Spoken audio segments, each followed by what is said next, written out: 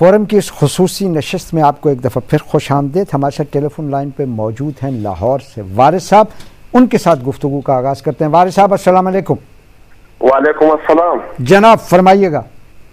شیرازی صاحب، میرا سوال پہلا یہ ہے کہ اگر سوئفٹ کیس عدالتوں میں جو کیسز ہیں تو یہ صرف صدر کے تو نہیں ہے، اگر اس کو استثناء حاصل ہے تو باقی لوگوں کو تو نہیں حاصل، باقی لوگوں کے لیے تو خط لکھ سکتے ہیں.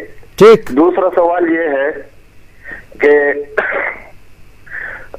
صدر صاحب کوئی آسمان سے نعوذ باللہ خدا تو نہیں اترا ہے کہ اس کے لیے استثناء حاصل ہے، وہ بھی پاکستانی ہے اور اس کے اوپر بھی یہی قانون لاگو ہونا چاہیے جو دوسرے عوام کے ہیں. تھینک یو ویری مچ وارث صاحب، بہت مہربانی. یہ بات یاد رکھنے کی ہے کہ ہم قانون کی حکمرانی کی بات کر رہے ہیں. صدر صاحب کو جو استثناء حاصل ہے وہ پاکستان کے آئین میں موجود ہے جو ہمارا بنیادی قانون ہے. جب تک ہم یہ باتیں سمجھنا شروع نہیں کریں گے ہم آگے نہیں بڑھ سکیں گے. اگر اس استثناء کو ختم کرنا ہے اور ہم یہ سمجھتے ہیں کہ حکمرانوں کو یہ استثناء حاصل نہیں ہونا چاہیے تو پھر وہی بات ہے، قانون کا اتباع گھر سے شروع ہونا پڑے گا اور ایک ایسا معاشرہ تشکیل دینا پڑے گا جو قانون کی حکمرانی پر یقین رکھتا ہو. ہم ٹریفک کے قوانین کی پیروی اور تقلید کرتے ہوئے گھبراتے ہیں اور استثناء کی باتیں کرتے ہیں. جی آخری پروگرام کا حصہ ہے، قانون کی حکمرانی قائم کیسے ہو سکتی ہے، اس کے قیام کی جد و جہد کیسے ہو سکتی ہے، اس میں میرا کردار کیا ہے، حکمرانوں کا کردار کیا ہے. جی سیدنا عیسیٰ علیہ السلام، میں معذرت کر دوں، آج اس سلسلے کا آخری پروگرام ہے. میں یہ چاہتا ہوں کہ یہ گفتگو کسی نہ کسی منطقی نتیجے پر پہنچے، لہٰذا وہ حضرات جو ہمارے اس پروگرام میں شریک ہونے چاہتے تھے ان سے معذرت. انشاءاللہ جب اگلے پروگرام سے جمہوریت پر بات شروع کریں گے پھر آپ کی کال لیں گے، آپ کو شامل کریں گے. جی سیدنا عیسیٰ علیہ السلام نے اس کے بارے میں ایک اچھی مثال دی ہے. اچھا، آپ نے، ہمارے نبی ہیں وہ بھی، جی اللہ کے نبی ہیں، فرماتے ہیں کہ اندھیرے کو گالی دینے سے کچھ نہیں ہوتا. اس کا ایک بہتر طریقہ یہ ہے کہ آپ تھوڑی سی موم بتی جلا لو. دیکھیے ہم جو بات کر رہے ہیں ظلم کی، ظلم اندھیرا ہے، رول آف لا کا نہ ہونا اندھیرا ہے، غریب پہ ظلم ہونا، عدالتوں میں ظلم ہونا. وہ فراز صاحب کا شعر ہے، شکوہ ظلمت شب سے تو کہیں بہتر تھا، اپنے حصے کا کوئی شمع جلاتے جاتے.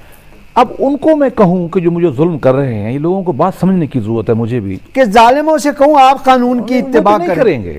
اب میرے پاس آپشن کیا ہے کہ میں انصاف کے لیے، روشنی کے لیے کھڑا ہو جاؤں اور اتنی روشنی پھیلاؤں کہ جتنی روشنی پھیلے گی کہ ظالموں کے چہرے ننگے ہو، اندھیرا اتنا پیچھے چلا جائے گا.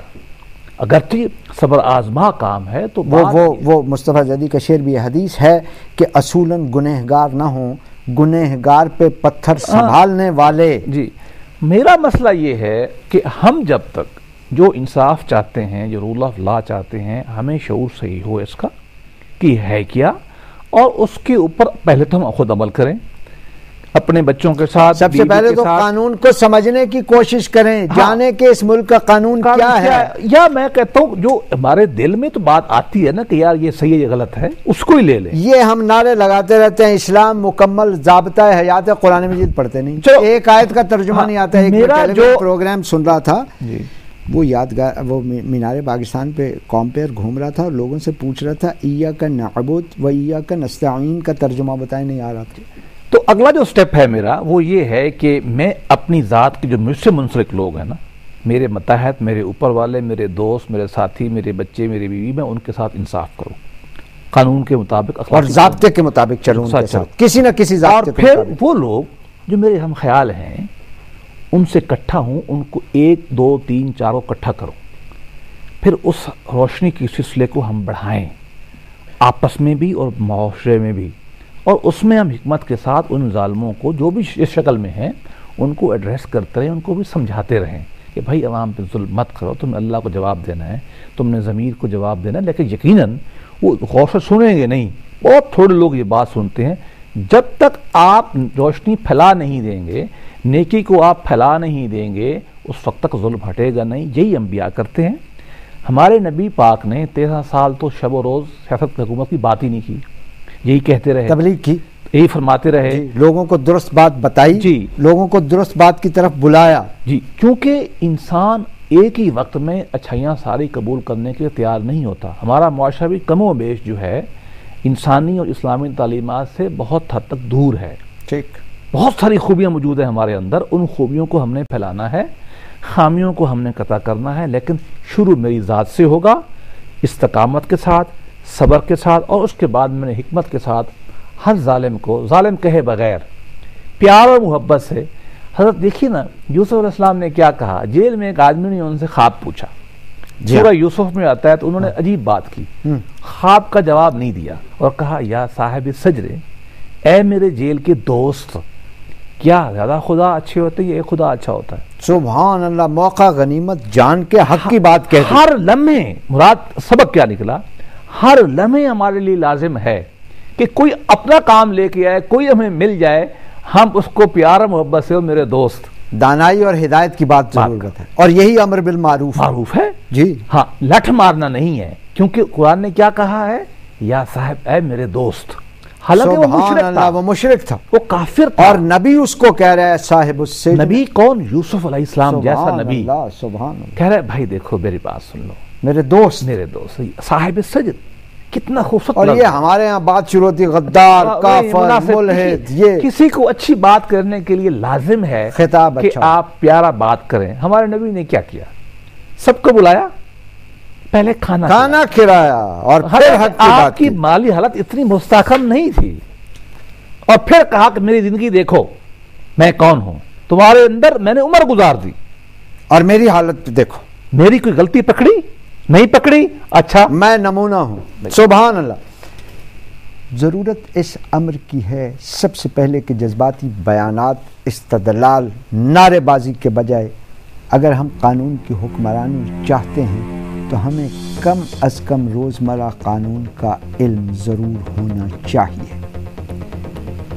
یہ علم اس لیے بھی ضروری ہے کہ ہمیں خود پتہ ہو کہ ہم نے کون سی بات کس طرح سے کرنی ہے، اور ہم یہ بھی جان سکیں کہ کون شخص کون سی بات قانون کے مطابق اور کون سی بات قانون کے خلاف کر رہا ہے۔ یہ جاننا ہی کافی نہیں ہے، بلکہ پھر ہم میں یہ جرأت بھی ہونی چاہیے کہ نہ صرف یہ کہ ہم خود کو ٹوکیں قانون کی خلاف ورزی کرتے ہوئے، بلکہ اپنے کسی دوست، ساتھی، شریک اس کو بھی ٹوکیں، جہاں کہیں قانون کی خلاف ورزی دیکھیں انتہائی دانائی اور حکمت کے ساتھ اس کے خلاف آواز بلند کریں۔